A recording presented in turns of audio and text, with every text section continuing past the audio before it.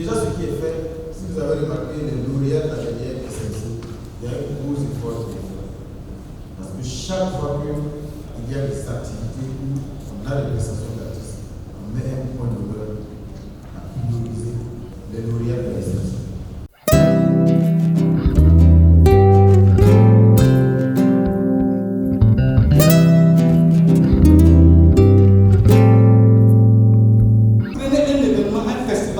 Organisé comme il se doit, vous n'avez pas moins de 20 prestataires. 20 prestataires de service. Et derrière, c'est des ménages qui en bénéficient. Bon, c'est par rapport à la prise de position assez forte de M. le ministre relativement donc, à la gestion du Fonds de développement culturel et touristique. Il y a une initiative qui se faisait avec M. Ferbu au niveau de la DGCA, c'était la formation des acteurs privés dans les régions. On a besoin que le ministère puisse doter les agents des directions régionales de beaucoup plus d'outils, beaucoup plus de compétences pour nous accompagner dans la production des projets. Essayer d'apporter quelques éléments de réponse, à saluer déjà la présence de chacun ici pour la relance de cette rencontre entre l'administration et le secteur privé de la culture et du tourisme. Je tiens également, comme je l'ai fait à plusieurs occasions, à saluer véritablement l'ensemble des acteurs du secteur de la culture. Ce que je peux dire, culture et tourisme, bien sûr. Parce que c'est l'un des secteurs qui a été le plus résilient dans le contexte de l'insécurité. Parce que tout simplement, c'est un secteur qui est directement impacté dans tous les domaines. Qui dit insécurité, dit bien sûr pas de fréquentation touristique, pas d'hébergement, pas de restauration, pas de spectacle bien sûr.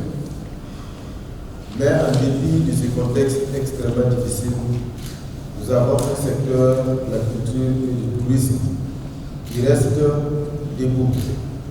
Et surtout un secteur de la culture et du tourisme qui apporte également sa part de contribution, qui est majeure et décisive pour permettre à notre pays de sortir de cette situation difficile.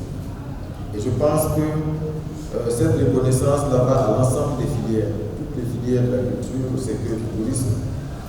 Parce qu'aujourd'hui, quand on regarde la plupart des productions artistiques, des productions cinématographiques, la plupart des initiatives dans notre département sont inspirés par la situation que nous vivons. Je peux vous assurer que si les promoteurs de spectacles avaient arrêté et que les créateurs de toutes les filières avaient sombré dans cette crise, il est clair que la situation allait être encore plus difficile. Parce que ce sont des acteurs culturels, des acteurs de tourisme qui entretiennent cet espoir, qui entretiennent toujours la fibre de la réconciliation, de la cohésion sociale. Et je pense que quand on va sortir de cette crise-là, le secteur de la culture et du tourisme pourra fièrement revendiquer également sa part contributive dans l'effort et le sursaut d'ensemble pour pouvoir tirer notre pays de cette mauvaise passe. Je tenais à le dire vraiment de fond du cœur.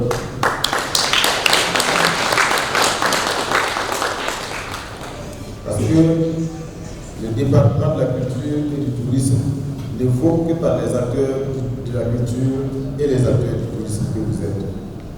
Mais comme je l'ai dit également, nous sommes dans un contexte qui est favorable aux réformes. C'est pour cela que si vous avez remarqué depuis le début de l'année, on ne cesse vraiment de faire passer des textes de réforme pour déjà créer les conditions d'ensemble, d'épanouissement de l'ensemble des acteurs du secteur. Ça ne s'arrête pas, que ce soit dans le domaine du tourisme, dans le domaine du patrimoine, dans le domaine des arts. Je pense qu'il y a des réformes qui vont arriver bientôt, concernant le statut de l'artiste, la fameuse loi de 1%, et tout, je pense qu'il y a des réformes en cours qui devraient aboutir bientôt, et sur lesquelles on pourra tabler pour améliorer évidemment les conditions d'exercice d'ensemble dans ce secteur. Je pense que si on ne réussit pas ces réformes, tout ce que nous sommes en train de dire, de faire, je pense que c'est vain, si je peux le dire ainsi. Parce que ce sont ces réformes qui vont nous créer les conditions d'une meilleure réglementation du secteur. Beaucoup l'ont dit, il y a beaucoup de concurrence déloyale. Mais tous ceux qui mettent cette concurrence déloyale profitent des failles de l'ensemble du système de réglementation. Aujourd'hui, n'importe qui organise un spectacle, n'importe qui vient à un atelier, il fait venir 2 artistes, il prend les cachets, il empoche. Alors que, en principe, ça devrait être possible que si on a une entreprise clairement répertoriée, reconnue, qui paye ses taxes, voilà qui. Alors qu'aujourd'hui, ce n'est pas encore tout à fait le cas. On se souvient le cas de la restauration, c'est la même chose. Tant que ce n'est pas bien réglementé, vous allez voir que celui qui a le marché de la restauration de l'activité, c'est peut-être un couturier, c'est pas dire que le couturier a un problème, mais c'est pas son travail de faire la restauration. Mais bon, lui, du fait de ses relations, et comme le secteur n'est pas réglementé, c'est lui qui a le marché, bon, qui sous-traite avec ses nièces et ses. Ils font des amener, et puis on amène souvent, s'ils ne sont pas dans des conditions optimales. Voilà. Donc, tout ce monde profite aujourd'hui de l'absence de réglementation. On a parlé la dernière fois du label du BBDA. On y travaille. Parce qu'aujourd'hui, les hôtels et beaucoup d'autres structures aujourd'hui, ils utilisent les œuvres de l'esprit qui ne sont pas à jour, mais qui accèdent à des marchés publics. En principe, ça doit être des conditionnalités.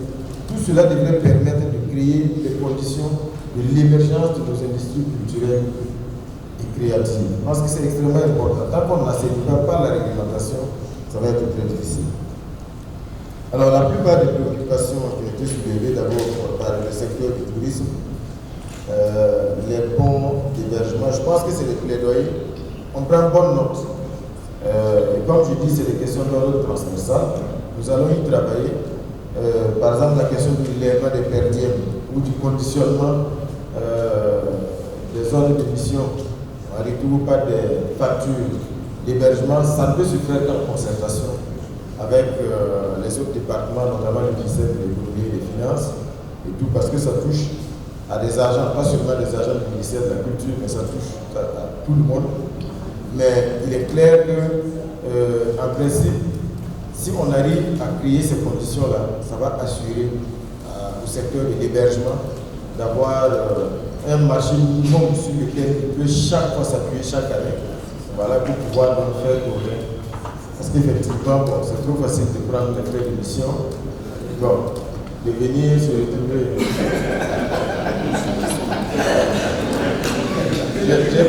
J'ai peur d'ouvrir la liste parce que c'est. Voilà. Mais je pense que si ça a été institué, c'est dans la perspective aussi de contribuer. Et puis ça les rend malades puisqu'ils fassent dormir dans des lieux non propres. Voilà. Bon, c'est ça. Je suis parfaitement d'accord avec vous. Un secteur de gens qui investissent, il faut encourager l'investissement. Il est revenu aussi la question des retenues au niveau des agences. J'ai bien compris le plaidoyer, c'est un plaidoyer d'une pertinence que personne ne peut remettre en cause. Mais comme je dis, on va mener le plaidoyer auprès du ministère de l'économie et des finances. C'est comme la question de la taxe des développements touristiques, aujourd'hui qui échappe au ministère. De ce que je sais, ou de ce qui m'a été dit, c'est que la taxe avant était au niveau du ministère, avant donc de se retrouver au ministère de l'économie, lié à un certain nombre de péripéties qui ne font pas forcément honneur au ministère. Et vous savez, le ministère de l'économie, il faut que votre argent rentre là-bas. Elle est financée dans la salle d'expérience. Pour pouvoir faire ressortir cet argent, on a cette difficulté. Je sais que ce n'est pas seulement le ministère, il y a beaucoup d'autres ministères qui sont dans la même revendication depuis longtemps. Mais j'ai bonne foi que ce secteur-là, parce que malheureusement, la question de la formation c'est très importante. Parce que nous avons des acteurs financiers, des agents du ministère de l'économie et des finances qui ne connaissent pas très bien la matière touristique et qui voient le volet investissement sans prendre forcément la mesure de ce que ce secteur-là peut générer pour l'économie nationale. C'est vrai que l'import-export et tout ça c'est immédiat, les taxes et autres, mais le secteur touristique est le secteur de l'économie par excellence. Pour beaucoup de grands pays, c'est la première source de revenus, de devises. Et je pense qu'au Burkina Faso, si le secteur, le ministère de l'économie et des finances prend conscience de cela, on verra ce secteur-là non pas comme un secteur de folklore, mais plutôt un secteur vraiment où on peut investir et garantir des revenus durables. Et ça, c'est un aspect très important. Donc, je pense qu'on va poursuivre le plaidoyer parce que je sais que cette taxe, si nous l'avons aujourd'hui, on a beaucoup de difficultés. On a cité le site de Victorio aujourd'hui, qui est quand même un projet extrêmement ambitieux, mais qui demande des investissements en termes de milliards et de milliards. Si on avait cette taxe qui pouvait nous permettre d'avoir les moyens de nos ambitions en termes d'investissement, on aurait pu séquencer et commencer à faire les investissements. Mais je vous assure que si on faisait ces investissements, les Ouagalais et autres allaient défiler certainement sur ce site, ça allait assurer un retour sur l'investissement extrêmement rapidement. Donc je conviens avec vous que c'est vraiment un plaidoyer. Au stade actuel, je l'avoue que je le dis, je sais que vous le savez également, le contexte est tel actuellement que ce n'est pas facile d'aller dire, de vous donner quelque chose. Ce n'est pas seulement pour le ministère de la Culture, c'est pareil pour tous les ministères, parce qu'aujourd'hui, la priorité des priorités, c'est vraiment la lutte contre l'insécurité.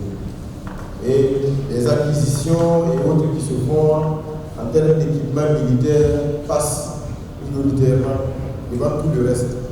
Pas parce que la culture n'est pas importante ou les autres secteurs ne sont pas importants, mais il faut d'abord assurer le premier des droits, c'est celui à la vie.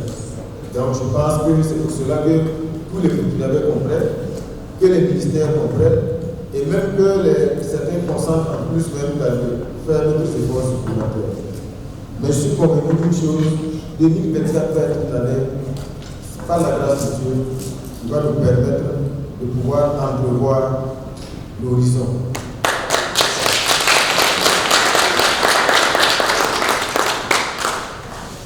Et j'ai bon espoir également parce que depuis que je suis ministre de la Culture, les techniciens sont là, vous êtes tous témoins. Il n'y a pas un dossier du ministère de la Culture qui est rentré en conseil et qui n'a pas été rentré.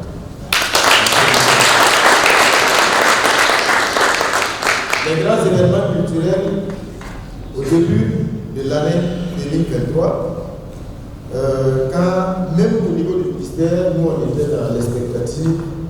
Bon, vu le contexte, et le jour où je suis rentré voir le président, et j'ai dit au président, c'est une année où on a beaucoup d'activités. On a le FESPACO, on a la SNC, et au niveau du ministère, pour le moment, on ne sait pas sur quel est passé, on a peur d'avancer, et puis le président a dit, pourquoi on ne tiendrait pas les activités? Pourquoi on ne les tiendrait pas? Parce que pour nous, c'est également un défi. Il faut que nous on relève le défi de la tenue de ces activités qui permettent également d'inscrire le Burkina Faso sur l'échiquier mondial plutôt. Donc c'est pour cela que le FESPACO s'est tenu, la SNC et tout, c'était des budgets importants. Des budgets importants, mais ces budgets ont été mis à la disposition du ministère pour les tenir. C'est pour dire que vraiment, au plus haut niveau, il y a cette conscience que la culture aujourd'hui, le tourisme, ce sont des sortes sur lesquelles nous devons nous appuyer pour bâtir des perspectives dans la durabilité. Et c'est pour ça que je dis 2024, je suis convaincu que avec la tendance actuelle, la situation sécuritaire et le sursaut d'ensemble des Burkinabés, nous allons commencer à voir le bout du tunnel. Et dès qu'on va commencer à voir le bout du tunnel, vous savez, il y a des revendications en ce moment, vous avez plus d'assurance à aller dire à l'autorité, bon, voilà un tel investissement, je pense qu'il faut le faire. Parce que, bien sûr, il y aura une détente. Et quand on dit détente, ça veut dire que même la pression sur les ressources et tout va commencer également à permettre d'autres perspectives. Et c'est pour cela que je pense que c'est toutes ces questions-là, on va avoir de meilleures perspectives en 2024. Alors les agences, vraiment, je prends pas note. Je pense que c'est des plaidoyers qui ont été faits. Et forcément, qui n'attendent pas des réponses ici et maintenant. Mais je partage avec vous les préoccupations. Le fait aussi qu'il y ait une seule agence qui monopolise pratiquement l'ensemble du marché. Bon, pour tout vous dire, je n'en connais pas les tenants et les aboutissants, mais je pense qu'il faut tout faire pour que les entreprises locales puissent être prioritaires. Je pense que ce n'est pas faire du chauvinisme. Tous les pays du monde aujourd'hui, même les pays qui sont des chantiers du libéralisme, pratiquent cela. Quand vous arrivez dans ces pays, la priorité, ce sont les entreprises nationales, les entreprises locales. Je pense que au Burkina Faso, je ne vous apprends rien, vous écoutez les discours, vous écoutez la vision du chef de l'État, c'est ce qui doit se faire. C'est ce qui doit se faire parce que tout simplement, si on ne le fait pas, les avantages que nous accordons à d'autres qui viennent monopoliser tout dans notre pays, nos entreprises n'ont aucune chance dans les pays d'origine de ces entreprises de faire la même chose. Donc, il faut également qu'on inscrive cette dose. Parce que je pense que dans un pays, effectivement, ce n'est pas normal que dans un secteur aussi stratégique. Pour les agences, ce que je peux vous dire, c'est que ça va au-delà de l'économie. C'est même des questions stratégiques. Parce qu'il y a des gens aujourd'hui qui sont hors du Burkina, mais qui savent qui sort du Burkina, qui rentre du Burkina, quand est-ce qu'il sort, par où il passe, parce que tout simplement, les plans de vol des autorités de certaines personnalités stratégiques, ce sont des informations d'État, qu'on le veuille ou qu'on ne le veuille pas. Donc si vous laissez donc, la priorité à des investisseurs ou en tout cas des entreprises qui ne sont pas du Burkina, ben, vous ne pouvez pas être surpris de vous retrouver devant certaines difficultés. C'est vraiment un plaidoyer, je trouve, qui est extrêmement pertinent. C'est un secteur aujourd'hui qui a un gros potentiel pour peu qu'on y mette la stratégie et qu'on forme. C'est un secteur qui a besoin de formation. J'ai bien relevé la question de la réouverture de l'hôtel et de l'école au niveau donc c'est vraiment une préoccupation extrêmement pertinente parce que ça peut être également un secteur pourvoyeur d'emploi pour les jeunes. La formation des techniciens du ministère également, je pense que les techniciens du ministère de tous les jours font le plaidoyer, font la revendication avec le voyage. Répertoire des entreprises locales. Alors pour le document de la Confédération présenté par mon cher président Ouaïbia, je vois que la liste est vraiment étoffée, mais je pense que ce qui est intéressant, c'est qu'il n'y a pas une seule revendication nouvelle sur cette liste. Ce sont des points sur lesquels déjà nous travaillons en bonne intelligence avec les acteurs culturels et sur beaucoup de points déjà il y a des avancées. Quand on prend par exemple la question de doter la CNC, les fédérations des ressources humaines et financières, je pense qu'on est en discussion. Là également, ce n'est pas la volonté qui manque, c'est beaucoup plus bien sûr les moyens. Je pense que ça va aller en s'améliorant. Sinon, je pense que c'est normal, effectivement, parce que le ministère a besoin aussi d'avoir en face des acteurs privés bien organisés, qui ont également les moyens de leur politique. Parce que ce qu'un acteur privé ou une fêtière privée réussit, c'est également une réussite pour le ministère, parce que c'est le même problème. La question du fonds permanent de mobilité, là également, je pense que le ministère fait déjà de gros efforts. Il y a de gros efforts qui sont faits depuis le début de l'année. Le nombre de fois qu'on a accordé des billets d'avion à des acteurs de toutes les filières, je pense que vous travaillez des gros efforts. Bien sûr qu'il reste perfectible. La question des résidences et des postes de production en France. Je pense que sur cette question, j'aimerais passer un message aux acteurs culturels. À la lumière de ce qui se passe aujourd'hui, je pense qu'il y a lieu que tous les Burkinabés, tous les secteurs fassent leur propre introspection. Aujourd'hui, quand on parle de souveraineté, c'est sur tous les plans. Je pense que le FESPACO, c'est depuis les années 60. Si aujourd'hui, pour aller pour la post-coronavirus, il faut prendre un avion, aller en France ou dans n'importe quel autre pays pour cela, je pense qu'il y a un problème. Il faut que nous travaillions, parce que je pense qu'on a des monteurs ici. Dans toute la chaîne du cinéma, nous avons ce qui se fait de meilleur. Je pense que nous avons le problème.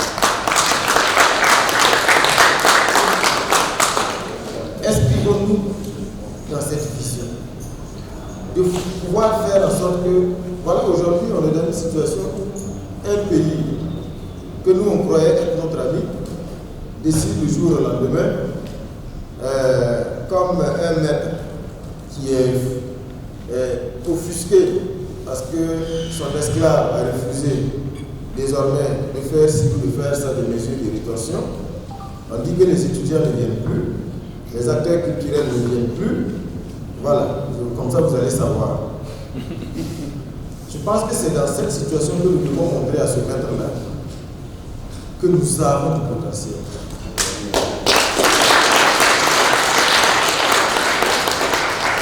Parce que c'est ça l'objectif.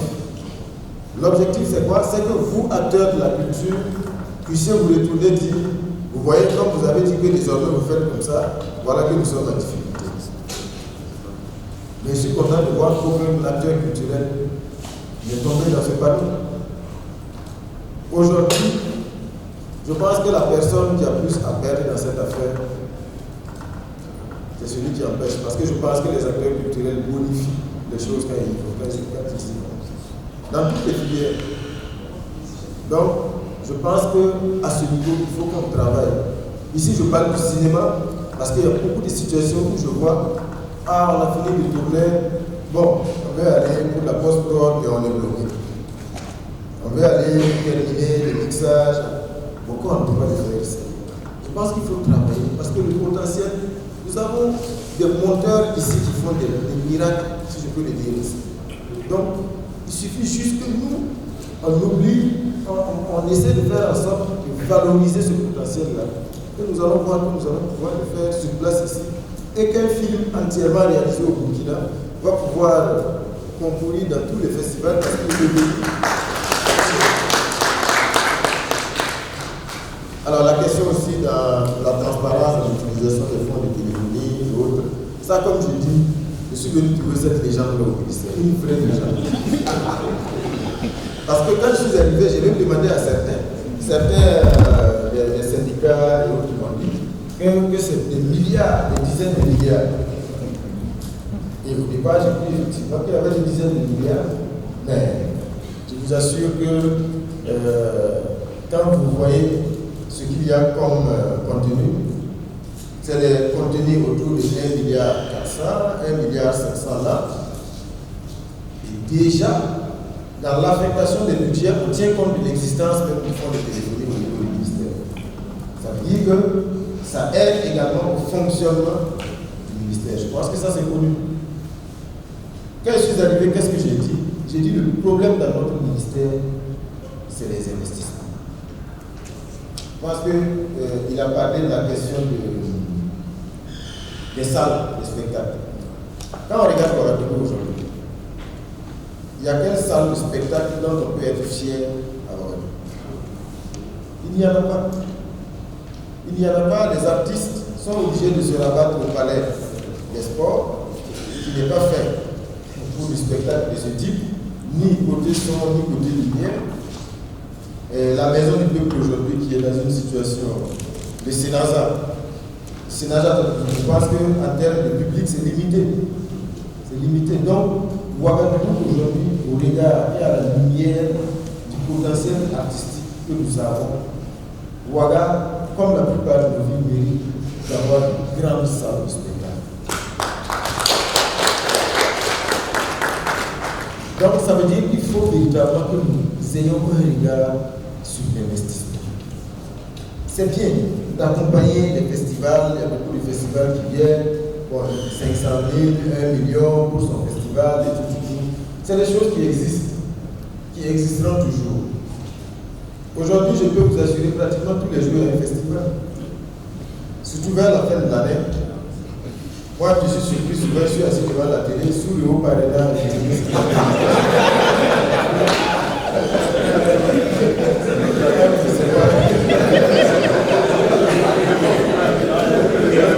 Il y en a tellement. Ça contribue d'une manière. Mais ce qui n'est pas un motif de fierté, c'est de voir souvent des festivals, première édition, deuxième, troisième, jusqu'à la 10e.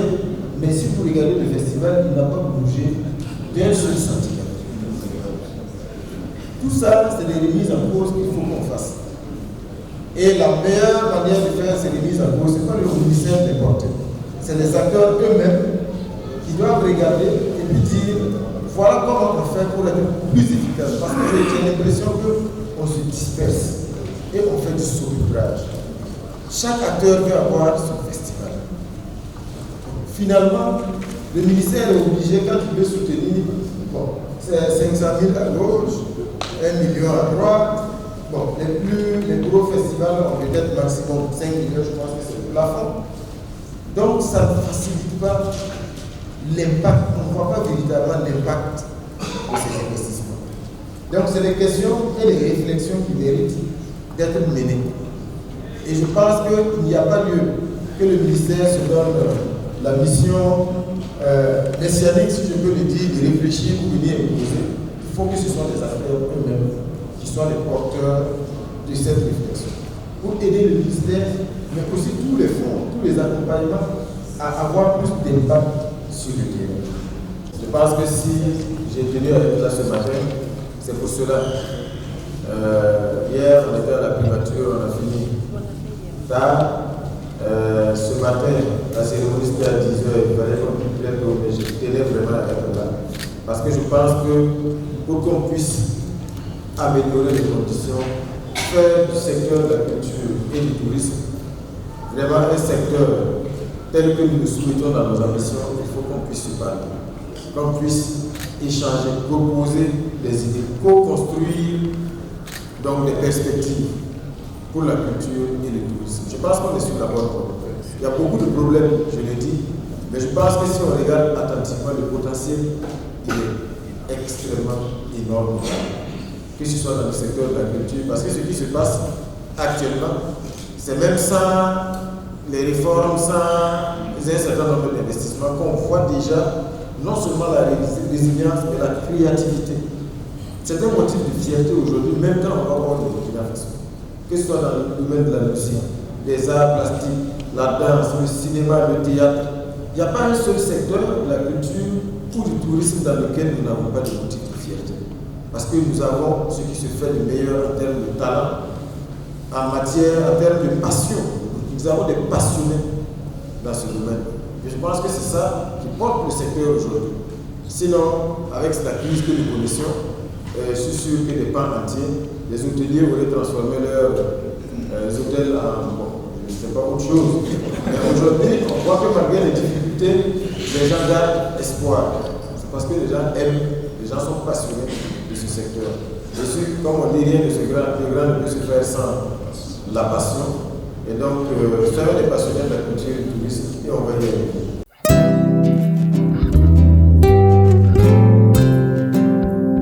C'était une belle tribune, mais aussi une belle occasion de pouvoir échanger directement avec les acteurs privés de la culture et du tourisme. Parce que vous savez, ce secteur-là, s'il est resté debout, s'il est toujours à flot et s'il continue d'entretenir l'espoir de l'ensemble des citoyens burkinabés, c'est surtout grâce aux acteurs privés du secteur de la culture et du tourisme. Donc c'était l'occasion de leur traduire toute la reconnaissance du ministère, mais également une belle occasion pour pouvoir échanger sur nos perspectives, sur nos difficultés, mais aussi sur nos solutions. Parce que ce que j'ai remarqué, c'est que ce ne sont pas des acteurs privés qui sont venus juste pour poser des problèmes, mais ce sont des acteurs culturels qui sont venus avec des propositions, avec des suggestions tout aussi pertinentes les unes que les autres. Nous en avons parlé, nous avons échangé et bien sûr nous avons pris l'engagement de part et d'autre de continuer donc à travailler en bonne intelligence et en tandem pour trouver des solutions aux difficultés qui se posent d'une manière générale au secteur. Mais ce qu'on a relevé également, c'est que c'est un secteur qui a fait la preuve de sa résilience, que ce soit dans le domaine de la culture, dans toutes les filières, que du tourisme. Donc c'est un secteur extrêmement résilient et c'est un secteur aujourd'hui qui peut porter l'économie burkinabé pour peu qu'on prenne les mesures pertinentes, qu'on fasse les réformes nécessaires, mais surtout qu'on investisse dans ce secteur-là, qui n'est pas un secteur qui doit être perçu comme un secteur où on vient soutenir, mais un secteur où on vient investir. Je pense qu'aujourd'hui nous avons des promoteurs culturels, des promoteurs touristiques, pleins d'ambition et surtout extrêmement déterminés qui ne demandent donc que cet accompagnement. Nous leur avons exprimé toute notre disponibilité à faire en sorte que les recommandations qui sont issues donc de cette rencontre entre l'administration et le secteur privé de la culture et du tourisme, que ces recommandations-là puissent être suivies par un comité et donc en bout de chaîne on puisse regarder comment on a pu donc les mettre en œuvre et quel impact donc elles ont pu produire. Merci. Je vous en prie.